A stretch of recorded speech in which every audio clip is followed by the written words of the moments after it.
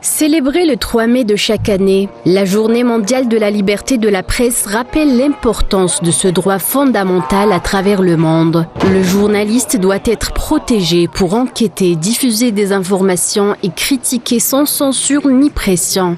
Mais au Moyen-Orient, ce droit est bafoué. Être journaliste à Gaza est l'une des missions les plus dangereuses et extrêmes au monde. Depuis octobre 2023, les journalistes locaux travaillent sous les bombardements, confrontés à l'épuisement, au deuil et au manque de ressources.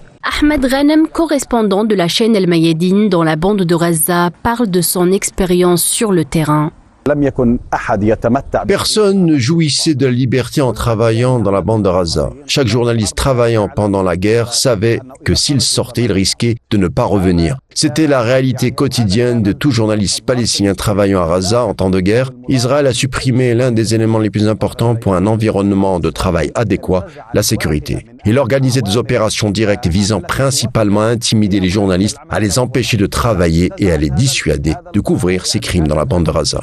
La correspondante de la chaîne Al Jazeera, Noura Bouroukba, a quant à elle souligné que le travail journalistique à Gaza au milieu de la présence sioniste représente un danger extrême, car l'occupation a ciblé un grand nombre de journalistes dans différents domaines et de différentes manières.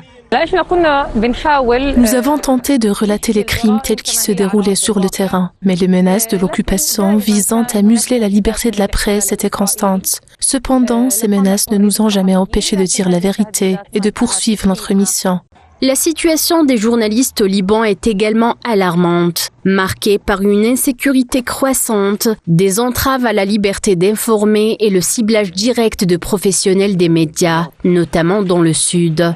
Elzi Mofraj, présidente de l'Union des journalistes du Liban, a décrit l'année en cours comme l'une des pires que nous ayons connues, compte tenu de la réalité de la situation des journalistes sur le terrain.